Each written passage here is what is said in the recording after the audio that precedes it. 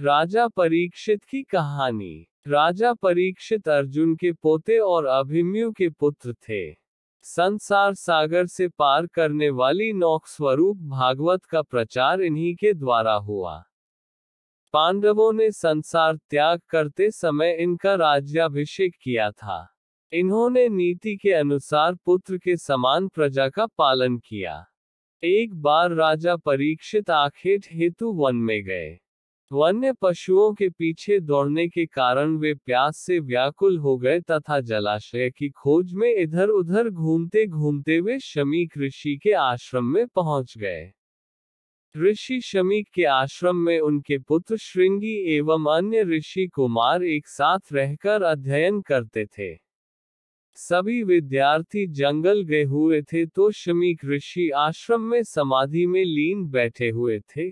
उसी समय प्यास से व्याकुल होते हुए राजा परीक्षित आश्रम में पहुंचे।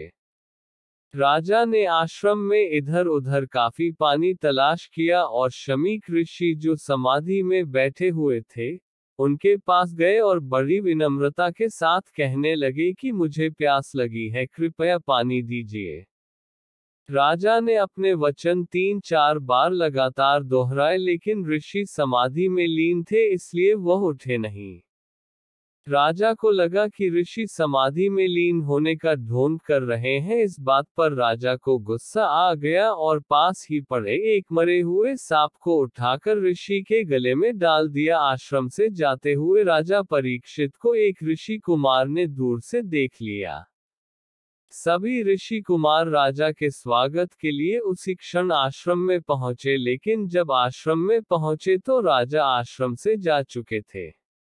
साधना में लीन बैठे शमीक ऋषि के गले में सभी ने मरा हुआ सांप देखा। इतना देखकर उनके पुत्र श्रृंगी को क्रोध आ गया और हाथ में जल लेकर राजा को श्राप देते हुए कहा कि मेरे पिताश्री का अपमान करने वाले राजा परीक्षित की मृत्यु आज से 7 दिन के बाद नागराज तक्षक के काटने से ही होगी।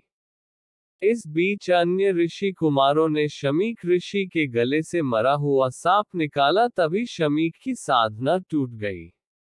जब ऋषि शमीक ने उनसे बात पूछी तो उन्हें सारी बातें विस्तार से बता दी गई। उनकी बात सुनकर शमीक बोले, बेटा, एक साधारण से अपराध के लिए राजा परीक्षित को सर्पदंश से मृत्यु का श्राप देना उचित नहीं है। ये बहुत ही बुरा है, ये हमें शोभा नहीं देता।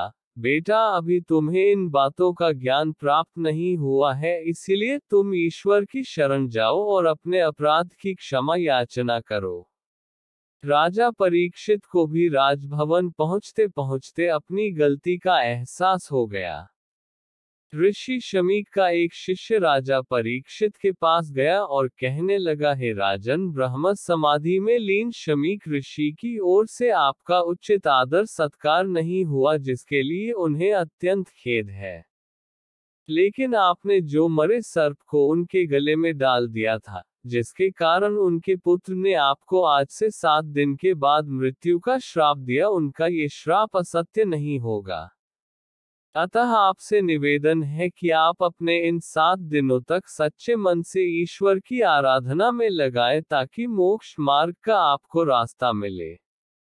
श्राप की बात सुनकर राजा परीक्षित व्यासपुत्र शुकदेव मुनि के पास गए, जहां राजा परीक्षित को शुकदेव जी ने 7 दिन तक लगातार भागवत कथा सुनाई थी। तभी से पुण्यप्रद श्रीमद् भागवत कथा 1 सप्ताह होने की परंपरा प्रारंभ हो गई।